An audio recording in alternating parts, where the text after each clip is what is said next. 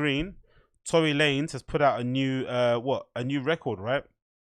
A new video for his song called Most High on his project called Daystar, which is essentially an opportunity for him to air out his grievances regarding the problems or the alleged incident that he had with Megan Thee Stallion, which has been an interesting thing to kind of observe from the outside in, right? Because he obviously he obviously strongly feels like he didn't do nothing wrong, and the people that do feel like he did something wrong feel like he shouldn't be talking.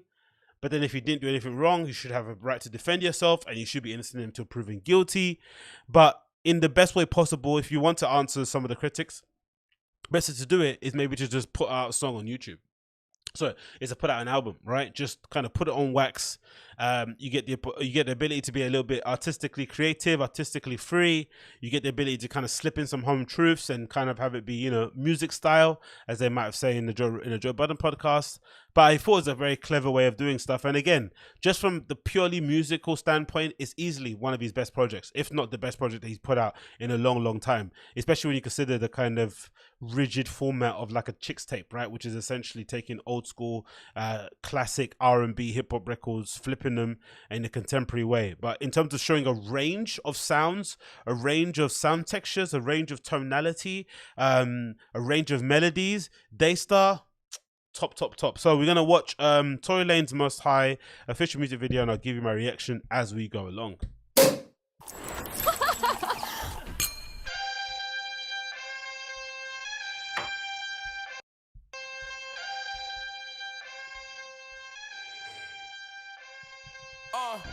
Stepped out of bail, I did a diddy bop.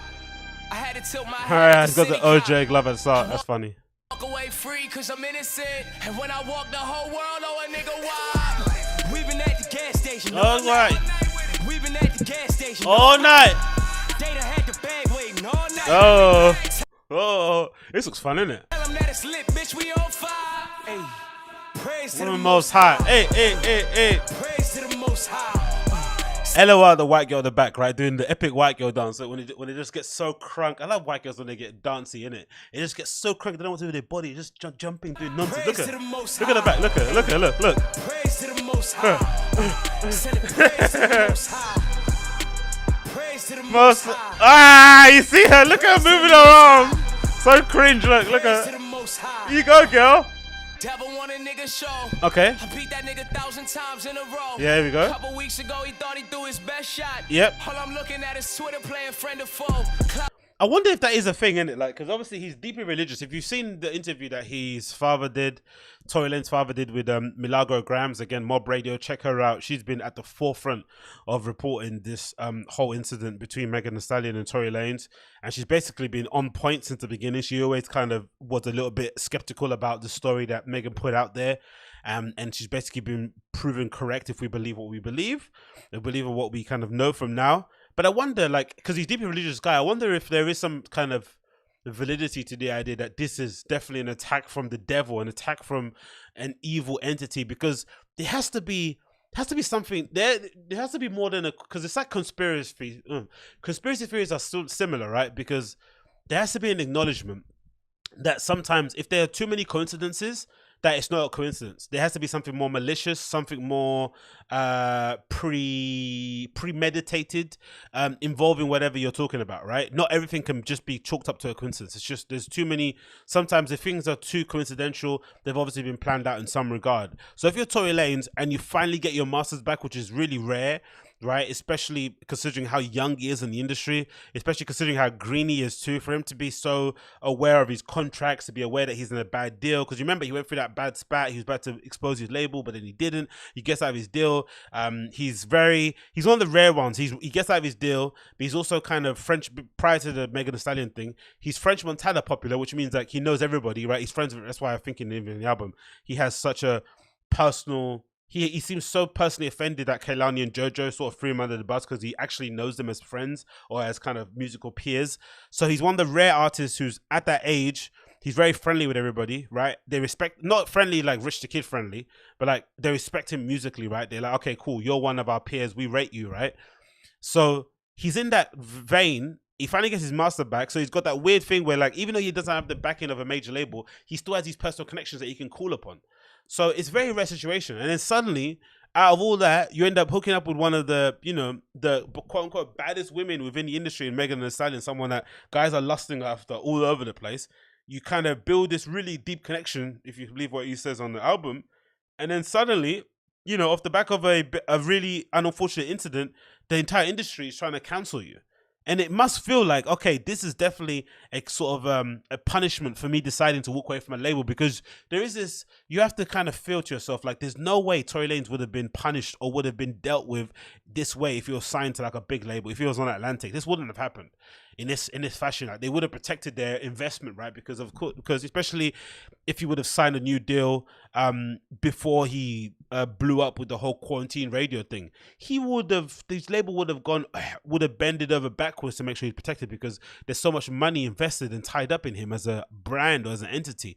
They can't allow it to go to waste. So I definitely think there is some credence to this idea. Again, it can be a little bit woo-woo-ish. It can be a little bit conspiratorial. It can be a little bit unnecessarily spiritual, but there must be an element to me that thinks, you know what, there is something otherworldly about these attacks that just come out of the blue. And the fact that no one's willing as well, the other thing, no one's willing to kind of revise their position. No one's willing to say, okay, maybe we got it wrong. No one's willing to. Everyone's just saying, no, it's involving a woman, a girl that we love, so we're going to throw him under the bus. It's so bizarre. Chasers need the relevancy. Hard talk come from me, relevant MCs. None of those guys are relevant as me. Guess what that means? I'm on a whole nother league. Wait, don't stop, let's tell another story. What the fuck happened to rap? This isn't for me. Never did I ever think I would see the day. Rap niggas telling the cops to come for me. They try to turn me to a cold felon. All they help me do is get some more millions. All I see is free toy, free toy. Homie, I was in Miami on the shore chillin'. I got a whole new chick. Mean. We on the island and she fuck me like she off a beam.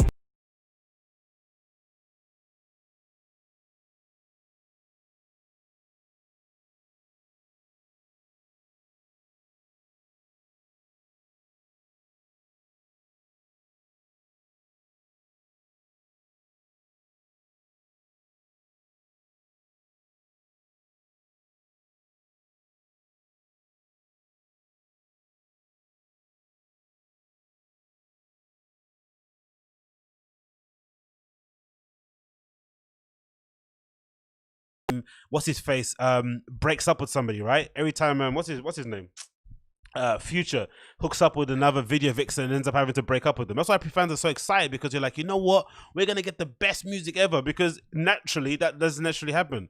So it's no coincidence that Tory Lanez went through one of his most difficult periods as an artist, especially an independent artist, and now he's putting together a best body of work and a really good music video. I'm out in Jersey and I'm balling like I'm off the team. Woo! I bought it for it's a Birkin or it's all Woo! Stepped out of bail, I did a diddy bop. Oh yeah. I had to tilt my hat at the city cop. Oh yeah. I walk away free cause I'm Innocent. And when I walk the whole world, oh a nigga. His hair still looks a bit funny though. That's the only thing. His hair looks a bit funny. It looks a bit sprayed on-ish. That's the one thing that's annoying too as men. When will they ever get to a point where it's at a good level, right? At the moment you're having to glue a toupee on your head or whatever it may be, but just having the ability, just fair enough. Fair enough, I can't grow like I can't go dreads, right, if I'm bored, but just allow me to have like a level 1, a level 2. Just let me have a level 2. I can just put on a couple 1-2 waves and keep it moving, right? Let me be able to do that. Why can't we do that? Tell us why, huh? Why? Come on, you scientists. Give us something. Throw us a bone. We don't want to be gluing toothpaste to our head. I walk away free cause I'm innocent. Yeah. And when I walk the whole world, oh a nigga wild. We've been at the gas station all night. This is good. This is fun, man. We've been at the gas station all night. They done had the bag waiting all night. Tell them that it's lit, bitch. You know what's funny? Who would be perfect on this? Meek Mill. But of course, you know, he's always getting criticized about being in women's business and being a little bit woman and having some sort of women tendencies and being catty and being shitty at social media. So this would have probably killed him, right? If he did this, right? People would have been so angry at him. He seems to be somebody a lot of people on social seem to hate. But Meek Mill would have ate this to pieces. He would have destroyed this. Hey. Praise To the Most High. Hey. Praise to the Most High. Hey. Send it praise to the Most High. Hey. Praise To the Most High. Soon as I get my masters back, they want Ooh, look at Louis Vuitton and bagging, brother. That's amazing. I love it. Niggas want fetid. Yeah. White labels trying to turn my black folk against me. But selling weed, that nigga don't offend me. Okay. So my trappers get blooming bags ready. We finna fill them bitches up with Mad Reggie. Take them to the block, sell them at exclusive price. And if they ask why it's trash, least the bag heavy. Devil want a nigga so I beat that nigga 1,000 times in a row. Balling on a demon like a pick and roll. She ugly, then I gotta hit her with the wall. Still up in this bitch going hard, nigga. Running through these bitches like a yard, nigga. I'm watching Complex for the talks, nigga. Cause it's an everyday struggle. Fuck more, nigga. Fuck Mo! Oh, that's amazing. Fuck Mo, nigga. Mo for the Joe Budden podcast. That's amazing. You know, I love that beef, man, because if you listen to Joe Budden podcast, you know that Joe's always kind of Joe's always insinuating that Rory and Drake has some sort of static, and that Mo and Tory Lanez have some sort of issue. But you always get the feeling the Drake and Rory thing is a bit of like fun banter, of course, for the most part. I'm sure Drake has probably said something slick about Rory and vis-a-vis, but I'm sure that's just like a little banter thing. But you do get the feeling that Drake and the Mo and Tory thing would be legit. Just because of how Mo tries to go on, right? He tries to act a little bit too cool for school. You know, what's one of the things that he came out with the other day? Oh, he's never had a one-night stand, right? He's too cool to have a one-night stand, right? He's never not worn a rubber.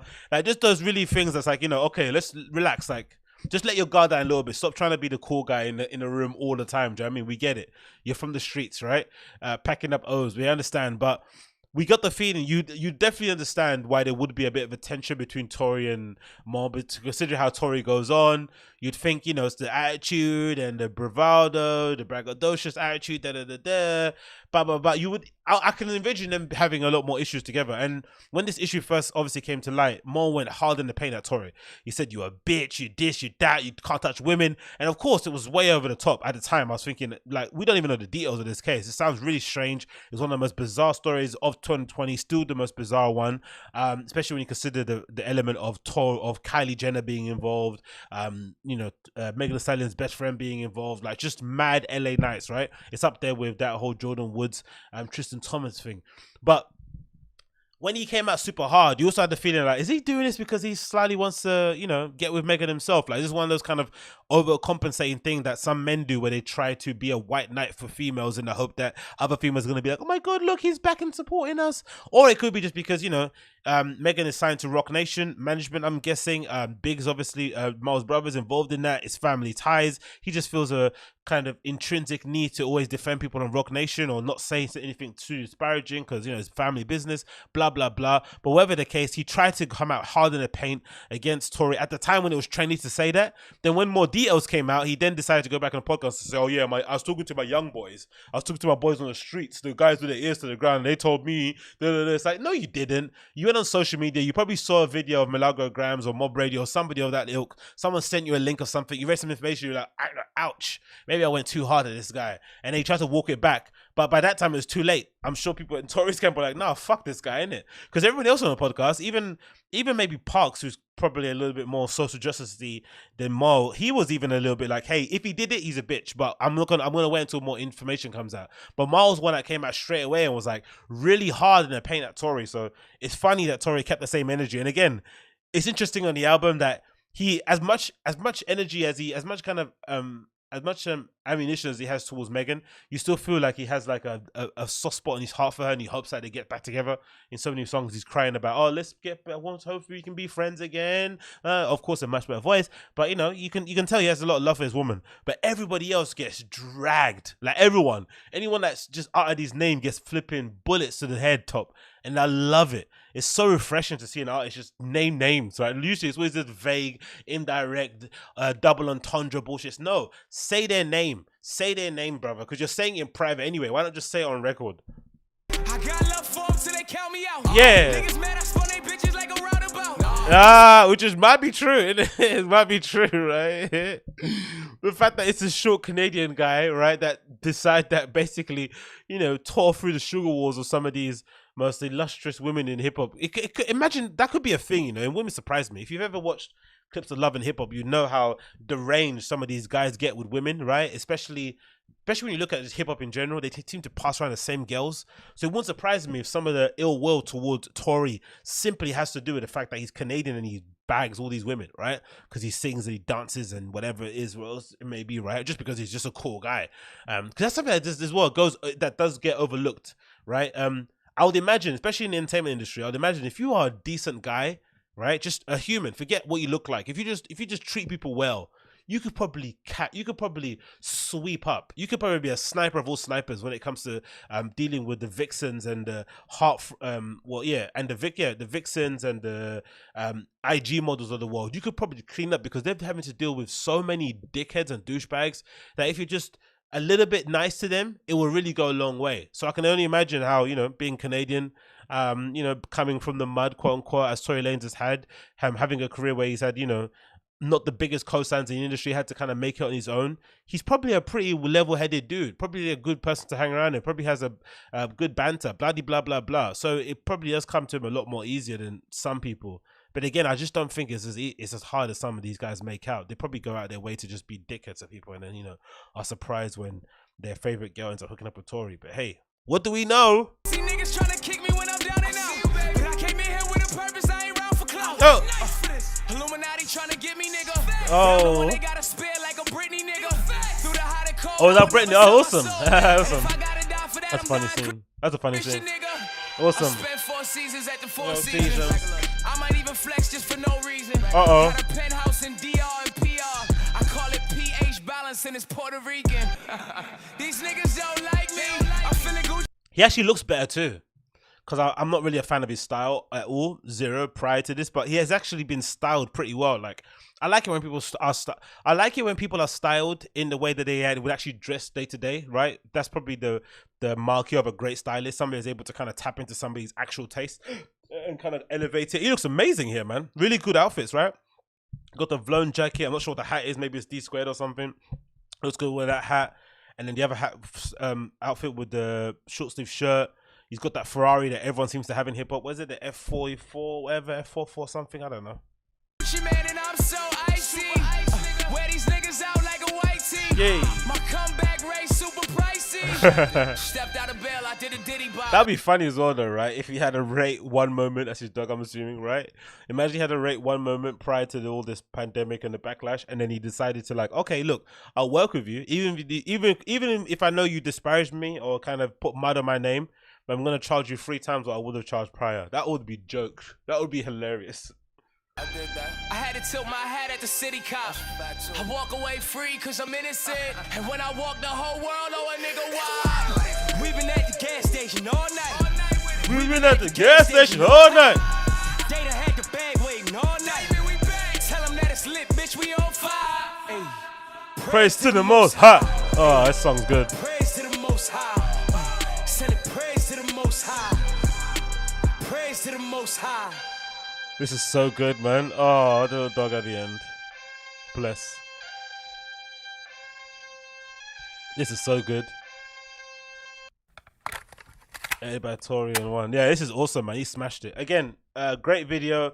I just wished Joe Budden podcast was around, man, so I could hear them trying to dissect this without getting offended and running jokes on more. It'd be so funny. But again, congrats to him. His number 7 on trending. So I guess, you know, you can get blackballed to some extent in the industry. I'm sure you can via playlists and stuff. But most fans of music will know, if you're a fan of Tory, you're going to be checking for his music regardless. So I don't think he's losing out too much on that regard. It's just a shame in terms of sales, right? Because I think the industry probably influences first week sales a lot more than they probably should, especially when it comes to, you know, just your average imagine your core group of like 50,000 to 80,000 people buy your album each week, but then you also miss out on the extra 10 to 20 or maybe 30 of people that just see it on the blog, see it on see it on social media somewhere, see it kind of popping up on a banner when they open up the music app. You do lose out a lot on those kind of first time listeners, people. But anyway, as long as your fans get the music, that's all that matters really. But let's see what happens